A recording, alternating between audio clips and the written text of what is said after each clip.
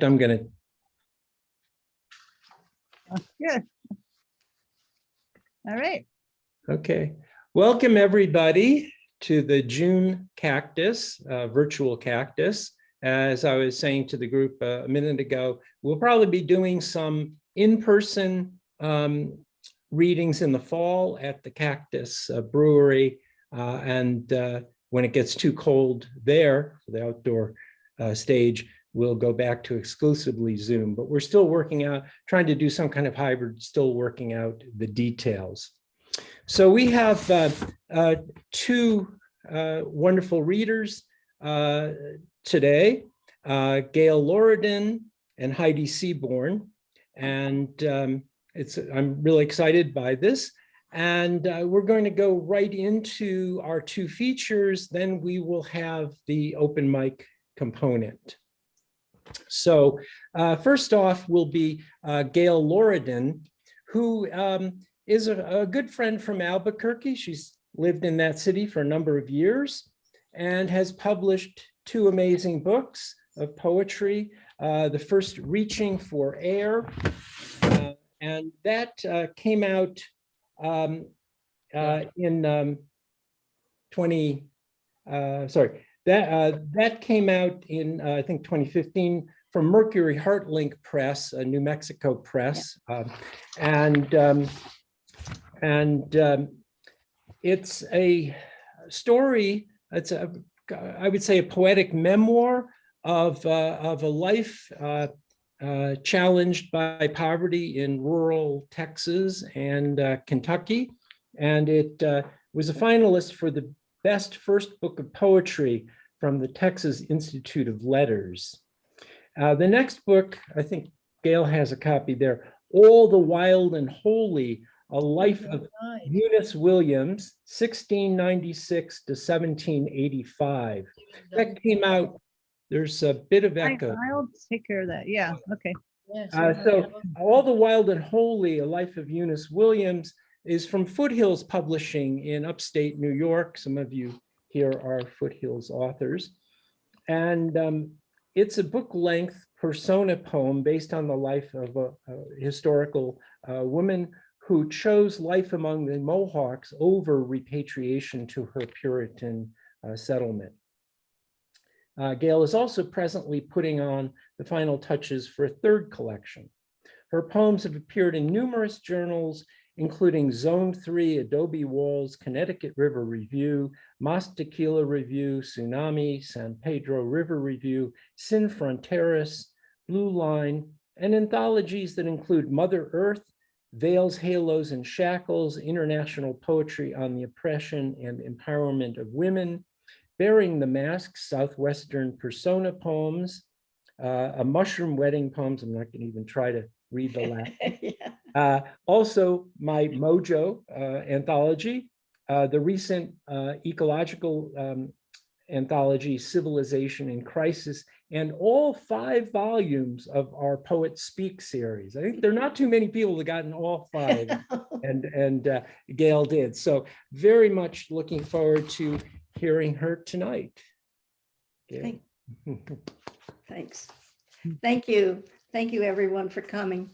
And I'm glad to be reading with Heidi. I didn't know Heidi before, but it's nice to meet you, Heidi. I'm going to read, most of these poems are what I call my COVID poems, because they've been written in the last X number of months when we couldn't go anywhere. I'm going to start with one very short poem, and then I'm going to read a quartet of poems, followed by some others, individual poems. A small thing. From the round tin of buttons, a thimble tumbles out, slips onto mother's darning finger, ping of silver against sliver of needle. This next one is a quartet for Mindy, my niece. Each of the 4 parts has its own title. 1, cold milk. She sits alone at the kitchen table, stares out at the Cascades weighted with Christmas snow. Her uncles and male cousins ate the eggs, toast, and bacon prepared for them by grandmother, as though they did not know how to cook, then left to their games. She slices a banana into cold milk. Brown hair flows down her blue bathrobe. An aura of quiet loneliness settles into the room. She never looks in my direction. Does she know I watch her through the broad doorway? Does she know it will never dissipate? I'm going to adjust this a little bit. 2, relief. She enters the living room after they leave. She gazes out to winter mountains, silhouettes of evergreens, snow, a dream of skiing. Her hand flutters to her flushed cheek. All is quiet, a relief. Just a girl floats in the air, the phrase that truncates both of us. She shrinks into her softness, into herself where she is. It will come later. All will be hard. She will smile and simper through thick boards.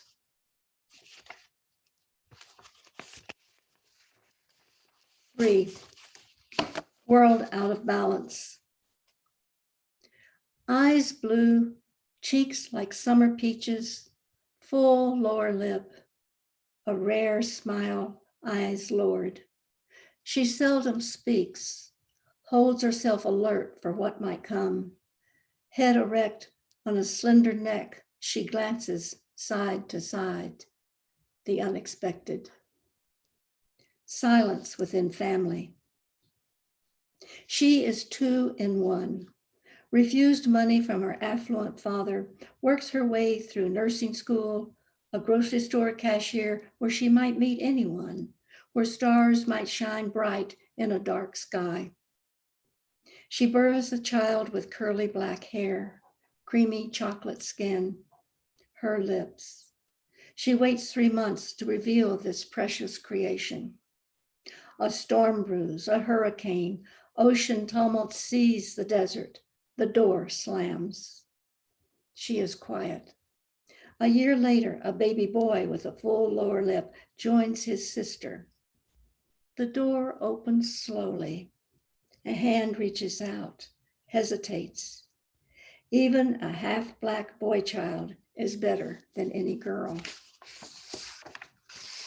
4, journey down a grassy slope, age 28. Last autumn, blood drained from her slight body, cleansed of its cancer, restored. Her fair hair shorn, she lay a wraith on white hospital sheets. I held her thinned hand, searching for warmth. Over days and weeks, autumn red brushed her cheeks, until through the cold season, she sang her song of triumph. Now she fades before the flowers, her song a limp note in altered air.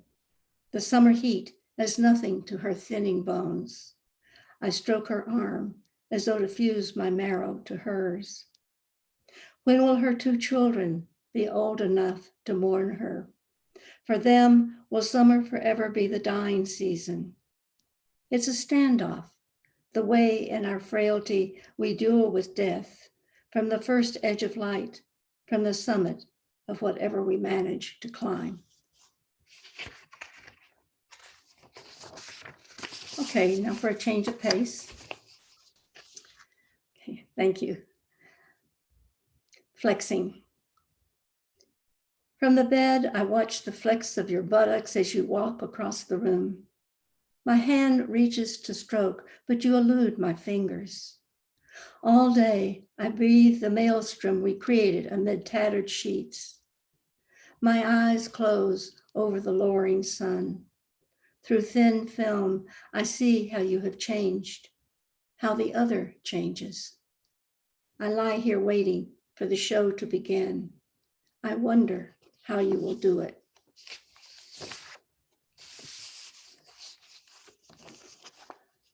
This next one I could explain, but I think it explains itself by the end of the poem. The lover who was not mine, although he wanted to be, but the red flags blowing around him shone too brilliantly. So young, so fresh, my life sated, my body resisting. I longed to stroke his thick black hair, his smooth face framed by the red scarf around his neck. He spoke softly. He was gentle, a teacher of children, accepting yet desiring. I let him know it is all right to want, to desire. Disappointment comes to all of us eventually, seeps deeply into the vibrant red of watercolors supporting a museum's walls. He had to find his desire to grasp his needs, but my needs were greater, my reach further, unbounded by age or distance. My would-be lover from afar, escapee from a harsh land, a harsh government, a would-be lover who wrote poetry to learn English. Was I harsh with him? Was I like his government?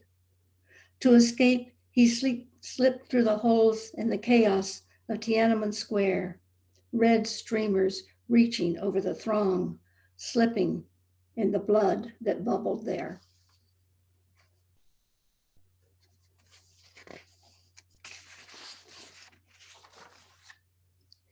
Ground far below. You need kindness into your kisses. My lips rise. The lavender tea you offer steams when you blow out the last candle before you curl around me. Far below, the ground sings its night songs. An owl hoots refrains. The white face of winter washes away whatever I knew.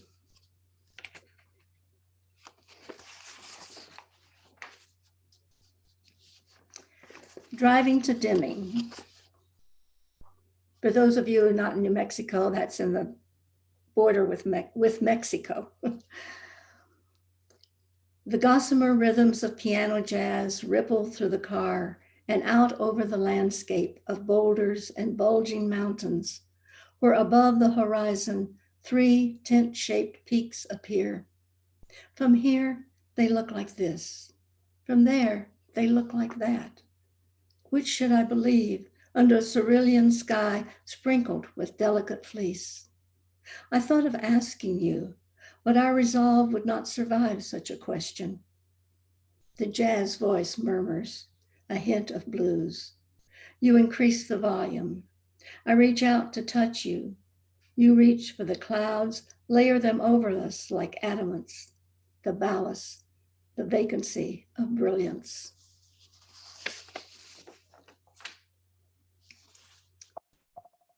Sorry. I hear music playing among the trees after months of cold silence, the joy of new feathers raised in the light breeze fluttering. You down by the river where I take your hand, newly warmed by early sun. We walk beside bulrushes, frogs croaking. I wonder what you are doing here, but I stay with you, water rising, lapping our bare toes. Your hand strong in mine. Our silence embedded in music, rustles of wind. Yesterday, you walked out the door, left me hanging high in the midst of our disagreement. I did not go in search of you and was surprised. I imagined you watching the ripples, dragonflies hovering. Among the cottonwoods, I hear your name rustled through restless leaves.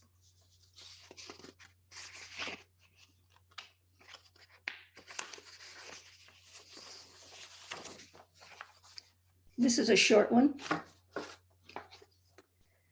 Mount Denali. Trapped by weather, a week in a snow cave, so warm, stripped to underwear, like Inuits of old. That's not my experience, that's my son, the mountain climber's experience. He's spent time in a lot of snow caves.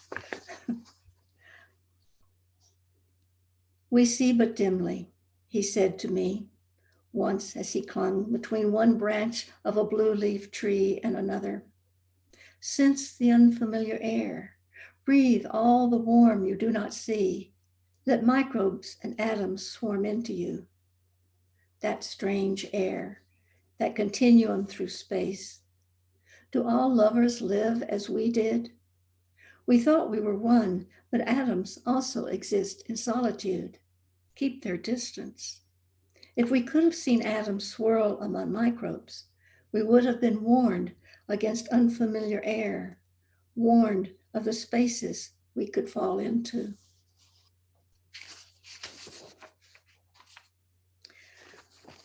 Okay, this is very different and longer. In the first house, the holy man and the witch fell into a discussion about the nature of magic in which one of them held sway. The holy man claimed provenance for his power over death. The witch, however, asserted persistence of life. Arguments flew around their heads like unrelated musical notes from an opera and a madrigal. In the second house, the witch stretched her fingers through veils streaming from the mottled ceiling, which from time to time depleted itself of red specks sprinkled over the floor. With his ragged cowl, the holy man swept up the specks and carried them into the third house. The witch followed, her moss-trindled hair dragging the ground. Neither spoke. In this house, the witch peered through long lashes, flicked a greenish strand over her shoulder, and inquired as to the manner of red specks. The holy man retorted that specks are the essence of life, and to die we must abolish them. It is the essence we keep, the witch spoke in a soothing voice. We are about living, not dying. You are confused, the holy man insisted, for we are instructed to die to compensate for the magic we do not comprehend. The witch circled a silk-polished finger around the globe she held in her hand. Who cannot see magic? Here it is. You cannot see it, for you worry over what has not yet occurred. She stepped outside the house. With hot breath, she shouted in silence. The house flew away. The holy man, clinging to the porch, sailed over the magic he could not see, dancing beneath him in the scarlet fields and saffron forests.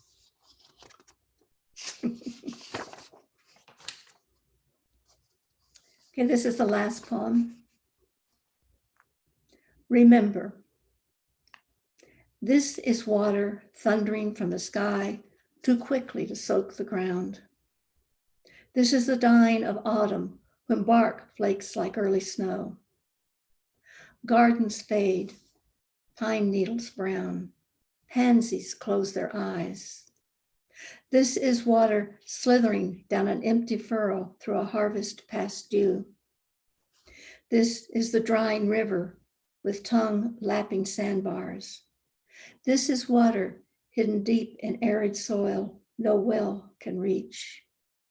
Snow, ice, glaciers, humpback whales, orcas with bladed sails, penguins.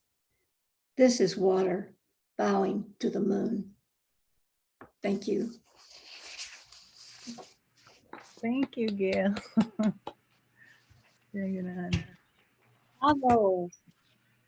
You can unmute if you want, just do a little applause for Gayle. Hey, Gayle. Nice work. Thank you.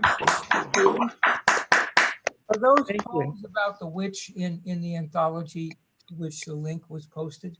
I can't hear you. Were those poems concerning the witch and the holy man, and then those later ones about the witch, are they in the anthology which the link to which was posted in chat? Are they in an anthology or book? I'm sorry, what anthology are you referring to? Well, the witch, Are the they poem you were published, he reading wants about to the know? witch. Well, the is that witch in one- anything yet? The witch one is on a online journal called The Closed Eye Open. The Closed Eye Open. Okay, Mhm. so you can look it up then. All right. Thank you. Yeah, that was just delightful, Gayle, and I love your descriptive power and distinctive narrative style, and the witch one, of course, was fun, even though it's a little out of character. But and you workshopped that with us. Yeah, great. Okay, well, thank you. And Jules has posted info for how you can get Gayle's books. Yes, support poets by buying books. And if you want a signed copy from Gayle, message me and I'll give you Gayle's email too. So thanks. Good. Thank What was you. that again? The Closed Eye Open? The Closed Eye Open. Mhm. Yeah. That's the name of the site. Yes. Thank you so much. Okay, well, I think it's time, Jules, to mute folks again, and we'll get on to our second feature. Okay, I'll mute everybody here and unmute your.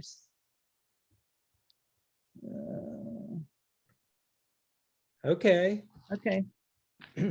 Our second feature tonight comes to us from steamy Seattle, Washington. I was saying to the group before that we've had 3 days of weather in the 60s in New Mexico, and Seattle, of course, has had 115, 117 or whatever degrees. So it's like somehow we got their weather, they got our weather. I don't know, can't figure it out. Anyway, we're very pleased to welcome Heidi Seabourn, who is the author of Give a Girl Chaos from CNR Press 2019 and the 2020 Comstock Review Prize chapbook Bite Marks, as well as 2 other chapbooks, Finding My Way Home, Finishing Line Press 2018, and Once a Diva from Dancing Girl Press 2021. Her newest book just arrived a few weeks ago. It's An Insomniac's Slumber Party with Marilyn Monroe. It's got to be the best title of any book published this year.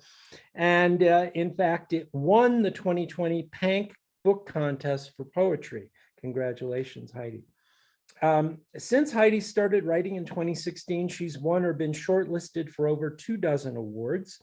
Her work has recently appeared in American Poetry Journal, Beloit Poetry Journal, Coppernickel, the Cortland Review, the Greensboro Review, the Missouri Review, the Slowdown with Tracy K. Smith, Tinderbox Poetry Journal, and elsewhere. She's also finds time to be the executive editor of the Adroit Journal. She's on the board of Tupelo Press, and she holds an MFA in poetry from NYU. So this is Heidi's first time in the KAKTUS series, and we really look forward to hearing her.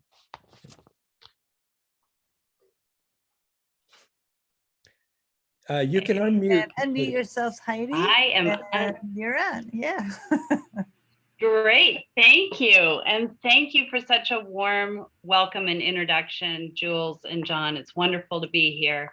And Gayle, that was a lovely reading. I mean, really, such an incredible sense of place in your work, and a tough act to follow.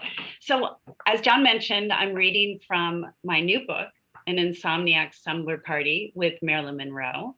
And tonight I'm going to read, there's one long poem, there's lots of short poems, but there's one long poem. And since we have this time together, I'm going to read it, but it's actually sort of a series of small poems. But before I get started, I'll tell you a little bit about this book. So it's what I have called a middle of the night conversation between the speaker and Marilyn Monroe. And they're both insomniacs, and they come to each other in the middle of the night, and they have a slumber party and tell tales from their lives. And so there's a lot of Marilyn, but there's a lot of everything else. But what I'm going to read tonight is mostly Marilyn. And this poem is called Divine Marilyn in Paris. And for my MFA, I had the good fortune to go twice a year for my residencies in Paris. That's the NYU program. It rocks. And when I was there in the summer of 2019, all over Paris were these posters about a massive photography exhibit called Divine Maryland. And I had already embarked as my thesis. I had said, I am going to write in the persona of Marilyn Monroe. And so I'd been writing for a year at that point, and was a little tired of it. And there she was everywhere in Paris. So I'll launch into this, and I'll stop from time to time and do a little explanation. Divine Maryland in Paris, July 2019. Here you are in my jet lag on Rue des Écoles. Your dress fanning open into a white lily, arms like stamen, grinning for all of Paris. I cross the street. I'm tired of chasing you like a rabbit, but you're everywhere. Divine Maryland smacked onto every bus stop, metro, cafe. You are what to do in Paris. 200 clichés de Marilyn Monroe réunis à Paris cet été. I am alone in Gallery Joseph with Marilyn. Her eyebrows bridge from wall to wall. Her body of work spreading limber legs from one room to the next. Tête-à-tête. I gaze into her gaze, but she looks beyond me to another photograph of Marilyn, looking at another photograph of Marilyn. I'm in a mirrored labyrinth of Marilyn. Next to a Bert Stern portrait, I take a selfie. We both wear black dresses, hair pulled back in a chignon. The air stirs as if breathing. I inhale, pull out a pen, and together we rewrite the exhibition notes. So what follows is a bit of an ekphrasis, which means, well, this is a literary group, but so you all know that it means poems that are about art, and they happen to all be about photographs that were in the exhibit. First one is 1929, Norma Jean, age 3, with her mother. Mama came and made promises, but stuffed me in a closet. Don't make so much noise, Norma. I was a brown, quiet mouse. Mama fell down the stairs. Her head broke open.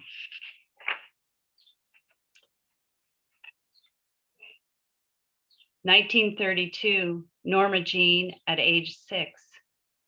It was Los Angeles, and our street was a bag of saltwater taffy bought on the boardwalk for a nickel. I didn't have a nickel, but I lived in a mint green farmhouse across the street from the pink bubblegum house that belonged to my grandma.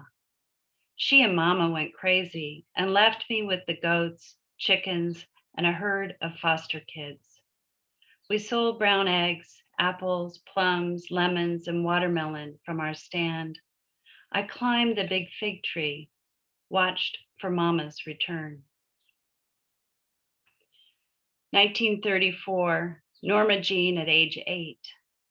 I was never the girl you keep like a bowl on a shelf. This house, my bowl, the littlest, mustard yellow, chipped on its lip with a crack down the side that sweated soup when us kids elbowed round the Formica table. 1935, Los Angeles Orphans Home Society. The sun cut sharp angles down that scratch of dirt road, stopped short of the stone building. Someone had painted the inside walls sidewalk gray, ordered metal tables, chairs, beds, toilets, sheets, once white, now laundered winter gray. Every day I'd run out into the lit sky, lie on a patch of green weeds before walking to the cinder block school. Its walls were covered with maps, countries the color of saltwater taffy, like my first remembered home. So that's a series, obviously, about her childhood, which was quite difficult. And it's hard. It's really hard to sort of read and comprehend what she lived through. And this next poem is based on, there was a photograph of a man named Charles Stanley Gifford Sr. And she was under the impression, based on what her mother had told her, that this was her father. It's never proven out. She spent a big chunk of her life trying to reach out to him and then to his son and get some proof that this was her father, and it wasn't to be. Photo of Charles Stanley Gifford Sr., undated. I will haunt this man, my father, be his last dream as night unspools into day. I will be the white shadow on his gleaming forehead, slick in his hair, shaving nick on his throat. I want to hollow his chin with my knuckle, slice his mouth like an apple, the mouth grinning as it breaches the picture frame. But he's already gone, leaving nothing but a trail of scat for me to follow.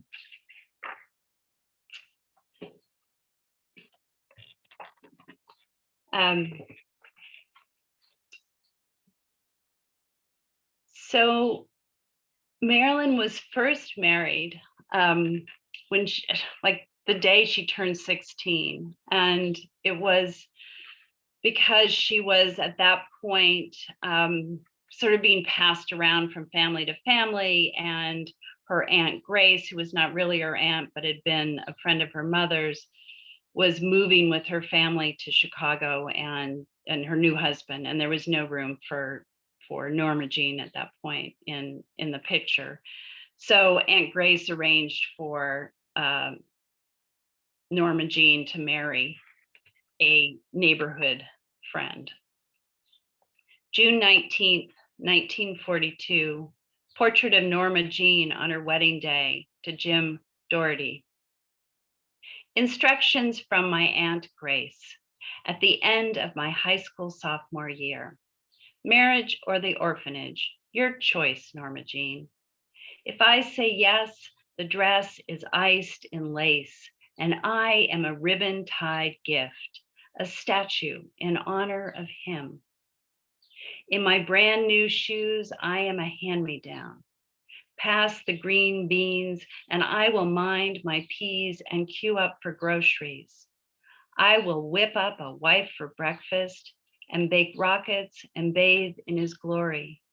And when night growls, I will dutifully give him my promise. So Doherty goes off to war, and while he's in war, Marilyn Norma Jean still takes a job at a munitions factory and making drones. And a photographer from Yank magazine comes to take photos of some of the women working on the line there. And she happens to get photographed, and that begins her career as a model, which then, of course, leads to greatness. 1944, Yank magazine pinup of Norma Jean by David Conover. There are so many men, and I find myself wanting to shed even this flimsy skin like a snake, reveal what lies beneath. Instead, I trade a shimmer of my skin for their letters, the envelopes emptying as I swallow each word from dear to love. Does the flash tattoo my flesh with diamonds? Will I dazzle and distract? Does the camera see me? See the blueprint of my bones? If I thrust out my hip, will it save a life? And if I tilt my chin, bite my lips, what then? So she goes from pinup to becoming Marilyn. And there's a lot of poems in here that that cover some of that territory. But the next poem sort of skips ahead to 1952. And it's called 1952 Publicity Photo with Joe DiMaggio. How quiet he is in this swirling room of cocktails. I flirt, draw my lips into a perfect bow. Amongst the swarm of lit tables, do the two of us glow? He sips Bordeaux while I buzz. How quiet he is. I lean in, a flash of white shoulders, a show. Joe takes my hand in his. How small I've become. A firefly, a moment, a cameo. So there's a very famous story about how Marilyn Monroe really helped establish Ella Fitzgerald's career. And she did it because Ella was able to sing and play at all the little clubs, but she wasn't able to get into the big clubs. And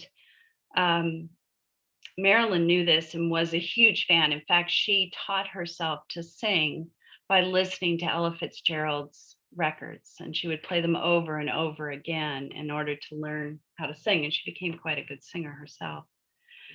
So she went to the head of the Macombo Club in Hollywood and said, look, if you book Ella Fitzgerald, I will sit at the front table every single night that she sings. And he, of course, agreed to do that, because to have Marilyn Monroe at this point, this is 1955, to have Marilyn Monroe sit at a front table meant everything. Everybody would come.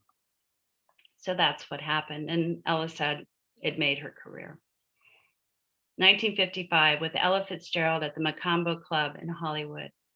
My table close enough to see her diaphragm accordion, each breath, licking our ears, purring down our throats, curling. She sways, commands the spotlight. Her low notes throb, and we forget our gin and tonic, cigarette smoldering, lust. So one of the things I did a lot of research, which was super interesting and fun, because I didn't know much about Marilyn when I embarked on this adventure. But I found on the internet so much. I mean, you can imagine there's just all this detritus of Marilyn out there. But I also found on some of the auction sites some really interesting things, including it's a diary that the photographer, the famous photographer Cecil Beaton, had kept, and he wrote about his photo shoot of Marilyn Monroe, which was done at the Ambassador Hotel in June 1956. And so this is based on what he wrote and then her response to what he wrote. So I've got her response here. Los Angeles, June 1956, by Cecil Beaton. His distant eye sees into my future, a surgeon unbuttoning my skin, a bed of cheap carnations, and my promise soon swelling in water, rising with acid, my startled eyes fixed for all time, as if to say, please leave something a blur. And the last poem is very small, and it's based on the last sitting with Marilyn that was shot by Bert Stern. And those photos are huge. They've been blown up, and you can see, of course, so much on the internet, but I encourage you to go look at the Cecil Beaton photos, go look at the Bert Stern photos, and for sure, go look at Milton Green. Milton Green photographed her over the years, and his son gave me permission to put this photo on my book. And his son, Joshua Green, was the curator for the Divine Maryland exhibit at Gallery Joseph in Paris, as it turns out. So everything is small and interesting, right? Okay, Los Angeles, June 1962, The Last Sitting with Marilyn by Bert Stern. Me in black. If I am ever a widow, I will mourn color.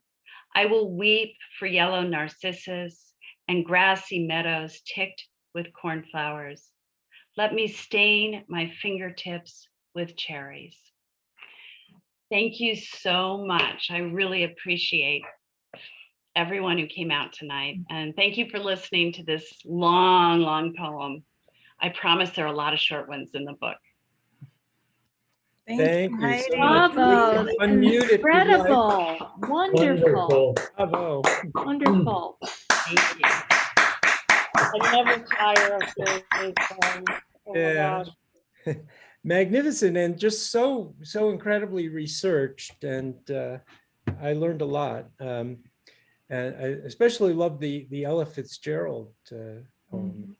Yeah. So thank you so much, Heidi. And again, Welcome. Heidi's website is in the chat, and you can order copies of her books there, including the new one. So great. And I'll just say before we stop recording that it's Heidi, HeidiSeaborn poet.com for her website. And thank you to Heidi and to Gayle Lauradunn. We Yeah. appreciate your poetry. Thank So, you. thank And as well as buying books, which we strongly encourage, you can also make donations for the poets through the Jules Poetry Playhouse website until Friday afternoon or whatever. So Jules will put that in the chat as well. So Okay. again, thank you. And can we have one more round of applause for Gayle and Heidi? Bravo.